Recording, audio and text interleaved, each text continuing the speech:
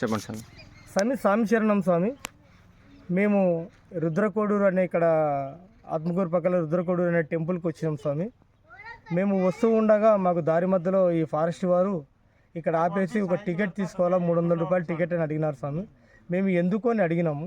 అది మీకు మేము టికెట్ బిల్లు ఇస్తామన్నారు. కాకపోతే ఎందుకు ఇస్తారనేది దీనిలో అనేది మాకు కనపరచాలా. ఇంకొకటి విషయము, ఏ చర్చి దగ్గర కానీ ఏ మసీద్ దగ్గర కానీ ఇట్లా ఒక రుసుము అనేది లేదు. ఎందుకు మా దేవాలయాల దగ్గరనే మాకెందుకు ఈ దౌర్భాగ్యం?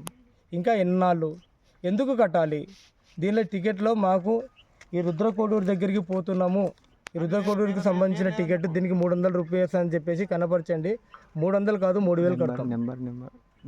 దీనిలో ఉన్న నెంబర్, దీనిలో ఒక నెంబర్ కనపరిచినారు వాళ్ళు.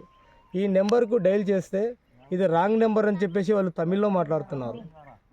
ఇది ఎందుకు కట్టాలి? దయచేసి హిందూ సంఘాలకు నేను కోరుకునేది ఏమంటే, ఎందుకు కట్టాలి? ఇప్పుడు అక్కడ వాళ్ళు బోర్డు వేసినారు, అడవిలోకి ప్లాస్టిక్ బాటిళ్ళు కానీ మద్యం కానీ ఇంకా ఏదన్నా కానీ తీసుకుపోతే అపరాధ రుసుం 500 అని బోర్డు వేసినారు. కానీ ఇట్లా టికెట్ ఉందని చెప్పేసి బోర్డు ఇవ్వలేదు.